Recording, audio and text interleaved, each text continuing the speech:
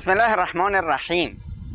آوردند که روزی عمر ابن عبیدالله در شهر مدینه منوره راه میرفت. یه جایی باغی بود و در اونجا متوجه شد که یک برده‌ای بنده خدا نشسته کنار باغ و داره غذایی میخوره و نگاه کرد که یه سگی هم اونورا میپله و این بنده خدا هم غذایی که میخوره از همین غذاش یه مقداری واسه اون سگ میندازه. سگ هم میخوره، دومی تکون میده، باز میاد، باز ایشون یک کمی میندازه جلوش.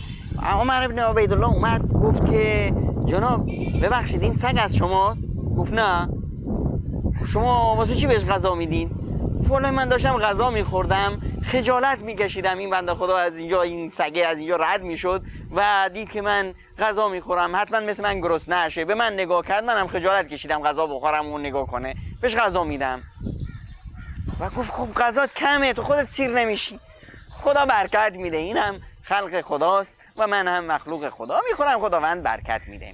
و عمر ابن عبیدالله وقتی این رو شنید گفت که خب ببخشید شما برده اید یا صاحب این باغ هستید؟ گفت نه من برده صاحب این باغ و اینجا کار میکنم. بعد ایشون گذاشت رفت پیش صاحب باغ و هم باغه رو ازش خریده هم برده رو و اومد پیش این جوون. گفت جوون از الان به تو مژده میدم که تو آزادی و این باغ هم از تو، من رفتم تو رو خریدم از صاحبت و این باغ رو هم خریدم، این هم هدیه به تو.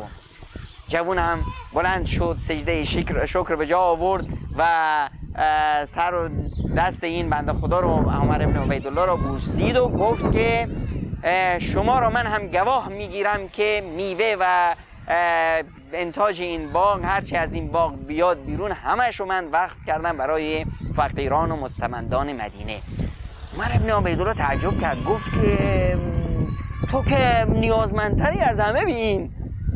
گفت که من باز از خدام خجالت میکشم که خداوند متعال همچنین نعمتهایی رو به من داده باشه، همچنین نعمتی رو به من داده باشه و من شکر نعمت رو ادا نکنم.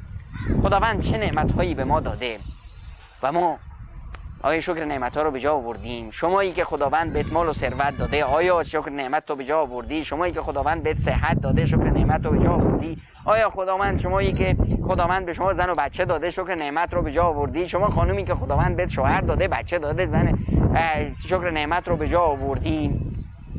باید از خودمون بپرسیم که اعملوا آل داوود شکرا، که شکر و اینه که انسان با همون شیوه از همون نعمتی که خداوند به شما داده اون رو در راه شکرگزاری خداوند ازش استفاده کنیم. خداوند شکر یک آدم ثروتمند و غنی نیست که بره همه دوشنبه پنجشنبه رو روزه بگیره، آخر ما روزه بگیره، اول ما روزه بگیره. شکرش این هم هست که از مال و ثروت اون نعمتی که خداوند داده در راه خدا بده. شکر آدم ثروتمند از مال و ثروت، شکر آدم عالم و دانشمند از علم و دانششه. پس بیاییم شکر خدا رو به جا بیاریم بر این نعمت‌هایی که خداوند به ما ارزانی داشته.